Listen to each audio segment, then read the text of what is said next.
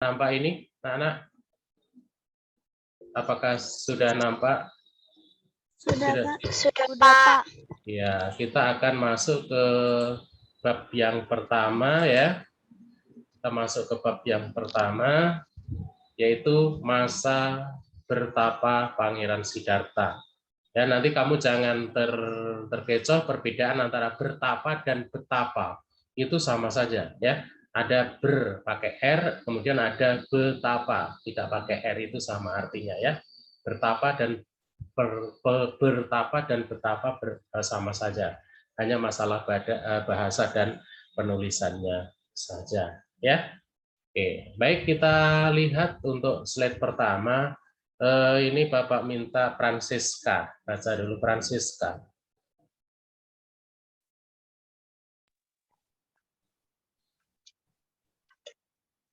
Ya, Francisca ya, nampak kan? Coba dibaca.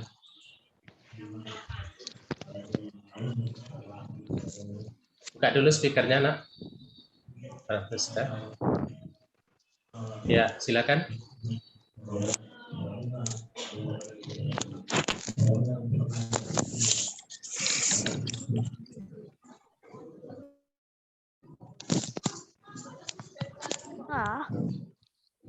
Apakah sudah nampak itu?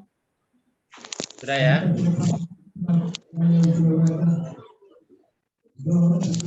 Ya, matikan.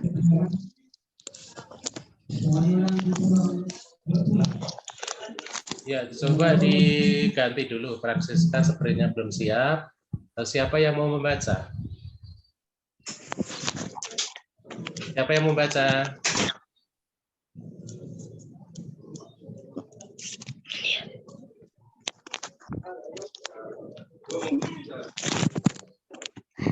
Jeremy, baca. Oke, Pak.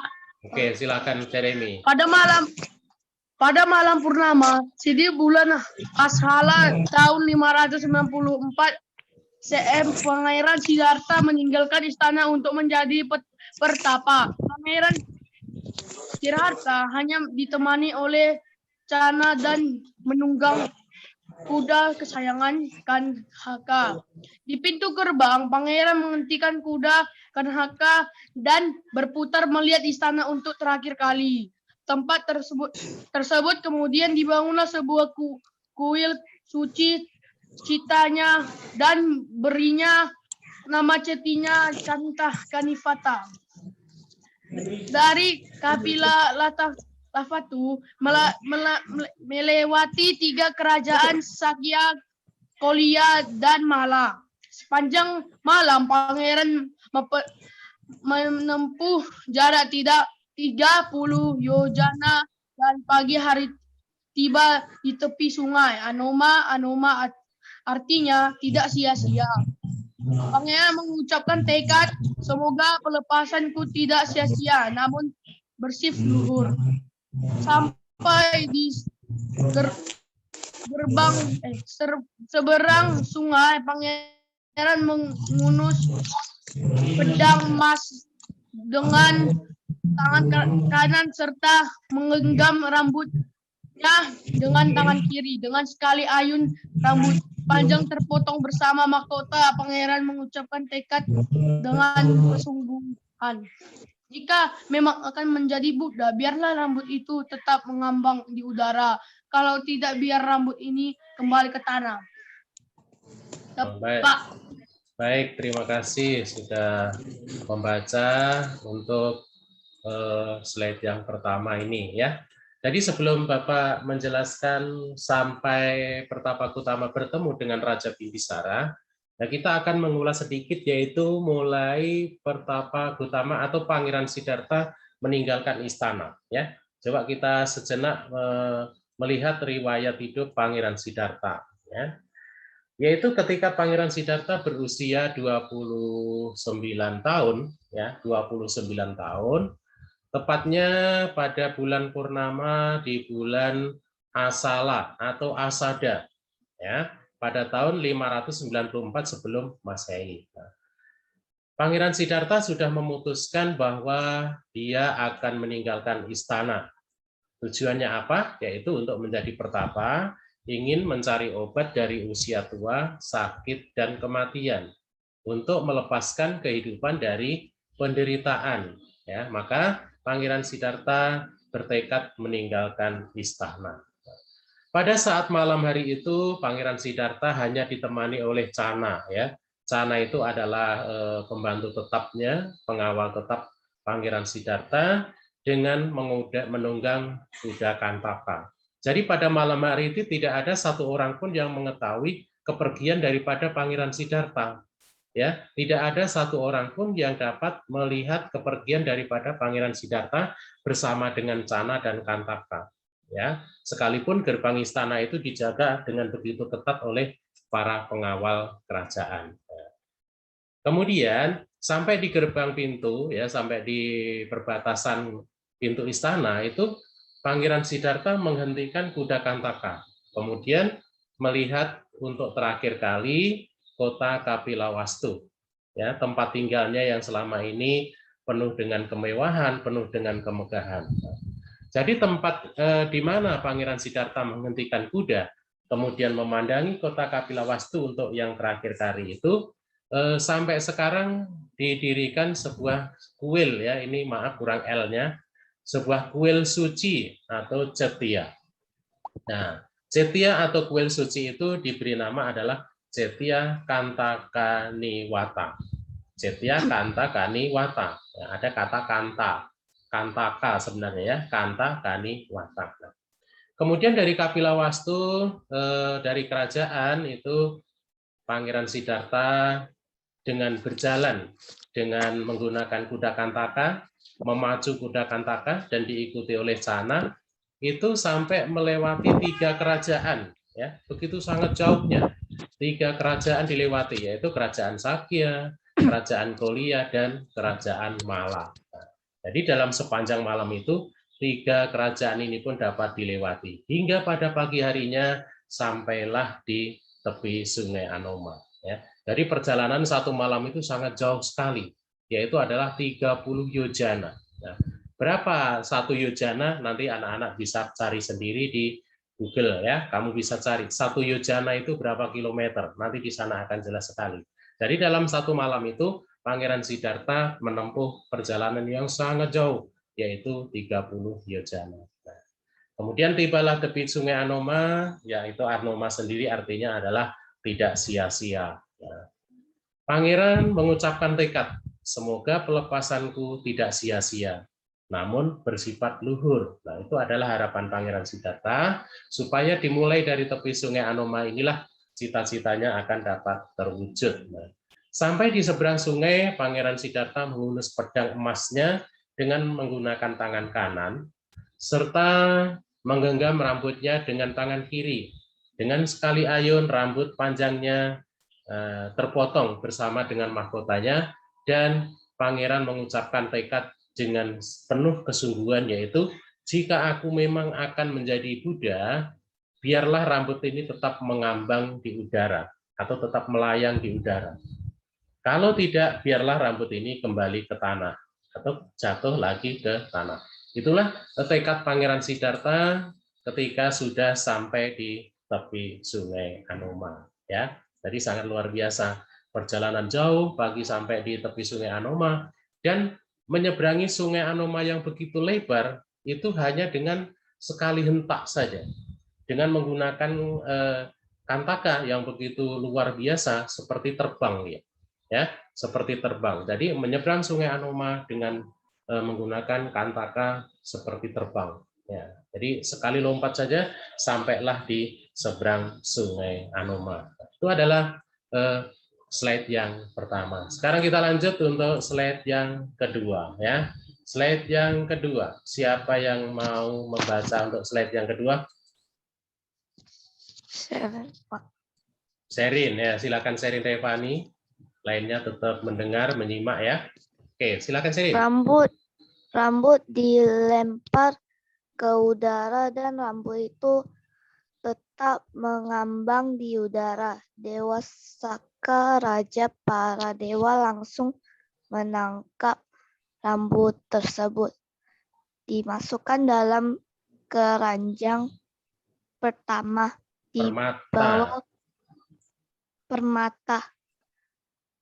dibawa ke alam surga dan disemayamkan dalam sebuah cetia culamani.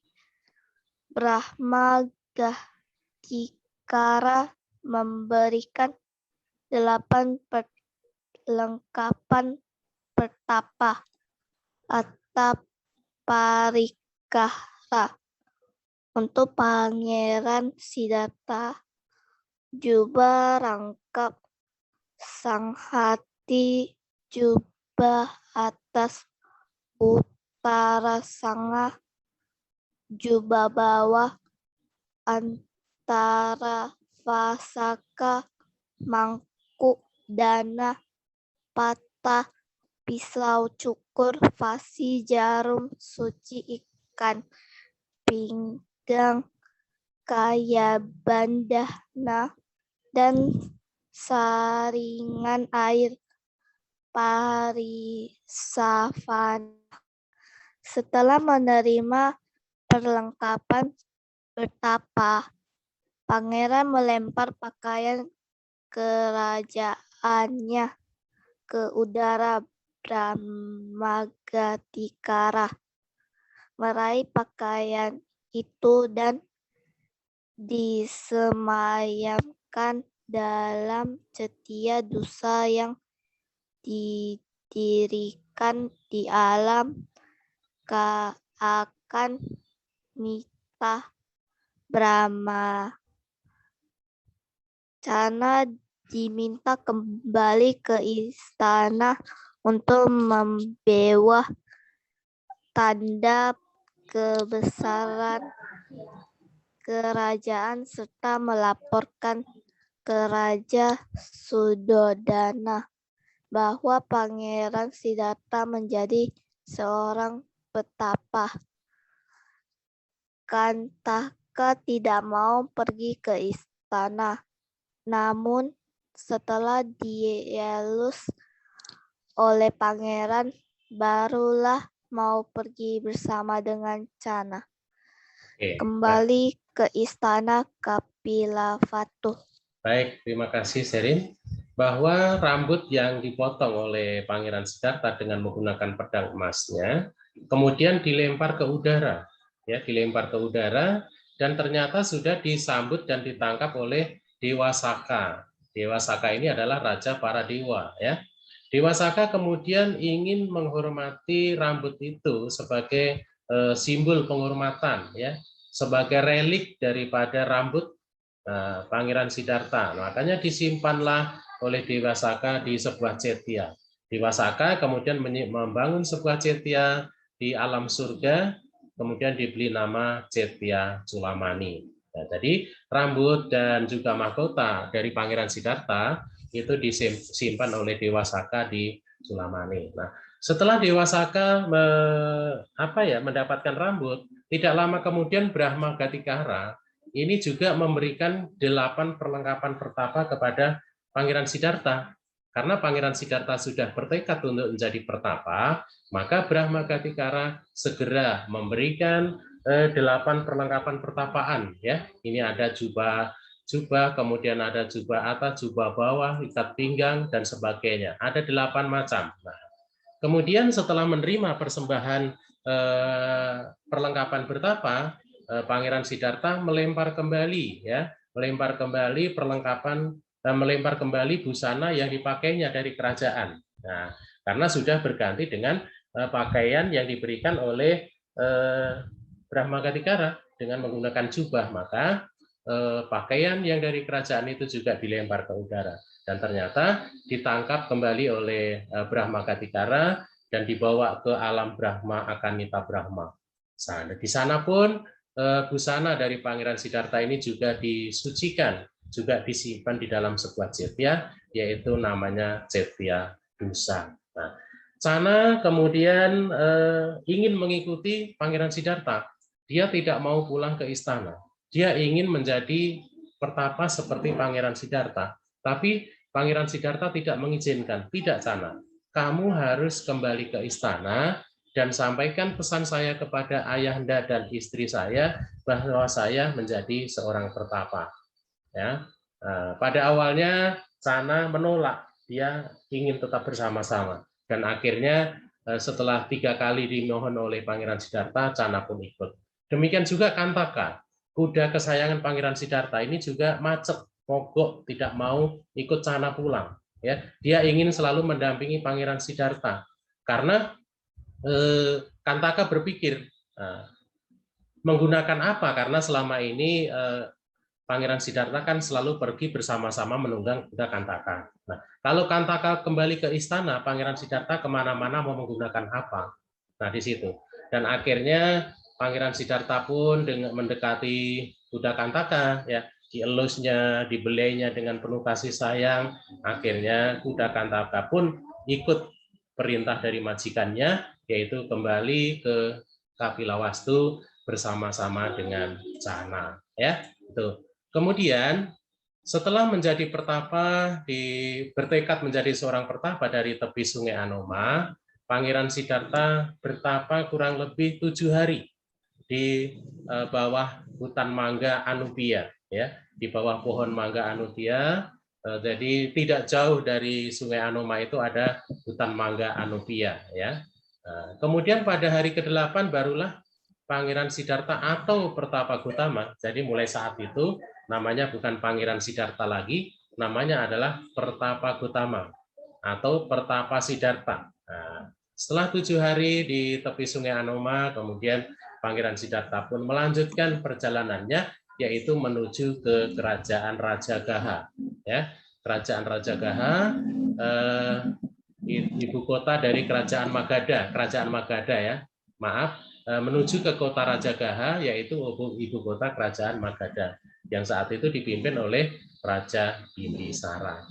Pertapa Gautama memasuki ruang gerbang dengan melalui pintu sebelah timur, gerbang sebelah timur. Beliau kemudian berjalan menyusuri kota Rajagaha untuk mengumpulkan dana makanan atau pindapata. Ya, jadi sepanjang di kota kerajaan Rajagaha ini, Pertapa Gautama mengumpulkan dana makanan atau pindapata. Dikumpulkan di dalam mangkok tadi, mangkok yang diberikan oleh Brahma Gatikara. Ya, setelah kemudian berhasil mengumpulkan makanan, kemudian Pertapa Gautama pun kembali keluar dari gerbang sebelah timur menuju ke sebuah bukit, yaitu namanya Bukit Pandawa. Nah, kehadiran Pertapa Gautama di Rajagaha ternyata menyita perhatian Raja Bimbisara dan seluruh warga di kota Rajagaha itu.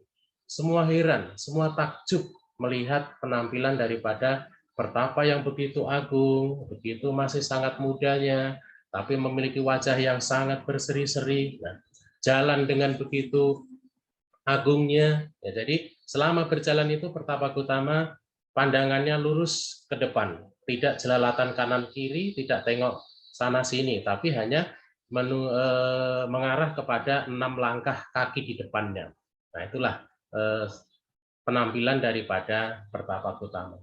Banyak sekali yang mengira bahwa Pertapa Gautama ini adalah sebagai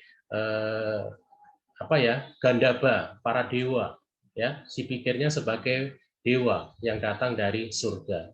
Nah, kemudian raja mengutus kurirnya untuk mengikuti di manakah tinggal daripada Pertapa Gautama, dan akhirnya diketahui bahwa Pertapa Gautama berada di Bukit Pandawa. Nah, ya, jadi singkat cerita bahwa pertemuan dengan Raja Bimbisara ini, Pertapa Gautama menceritakan bahwa dia sebenarnya adalah seorang pangeran, yaitu putra dari Raja Sudodana. Kemudian Raja Bimbisara pun terkejut. Nah, kenapa seorang pangeran kamu rela menjadi pertapa? Apakah ayahmu marah? Apakah ayahmu mengusir kamu dari kerajaan? Tetapi pangeran menjawab tidak. Bahwa kepergian untuk menjadi pertapa adalah atas keinginannya sendiri, karena ingin mencapai apa yang dicita-citakan, yaitu mendapatkan obat dari kelahiran, usia tua, sakit, dan kematian. Bahkan Raja Bimbisara pun membujuk, kalau begitu pangeran, jadi dia menyebutnya pangeran ya, karena tahu bahwa Pertapa Gautama adalah seorang pangeran. Kalau begitu pangeran, kamu berhentilah menjadi pertapa. Tinggallah bersamaku di Rajagaha ini. Ya, tinggallah kamu di kerajaan Angga dan Magadha ini. Kamu akan saya beri separuh atau setengah kekuasaan yang saya miliki saat ini. Ya, saat ini saya menguasai 2 negeri, yaitu negeri Angga dan Magadha. Tetapi Pangeran Siddhartha atau Pertapa Gautama tetap pada pendirian. Tidak, Baginda Raja, saya saat ini sudah bertekad untuk menjadi pertapa, untuk mendapatkan obat dari usia tua, sakit, dan mati. Pesan terakhir, Raja Bimbisara mengatakan, kalau begitu, pertapa, kalau kamu sudah mendapatkan apa yang kamu cari, kamu kembalilah ke kerajaan ini, mengunjungi kami, mengunjungi kerajaan ini, dan ajarkanlah apa yang sudah kamu dapat itu kepada saya, dan juga kepada seluruh rakyat di negeri saya. Nah, akhirnya keduanya sepakat, Raja kembali ke istana, Pangeran melanjutkannya menjadi seorang pertapa. Demikianlah pertemuan kita Zoom hari ini, karena waktu sudah habis. Nanti akan Bapak share ini di grup Google Classroom. Bapak akhiri dengan demikianlah pertemuan kita untuk hari ini pada anak-anak semuanya. Bapak harapkan untuk tetap menjaga kesehatan, tetap aktif mengikuti pembelajaran dari rumah.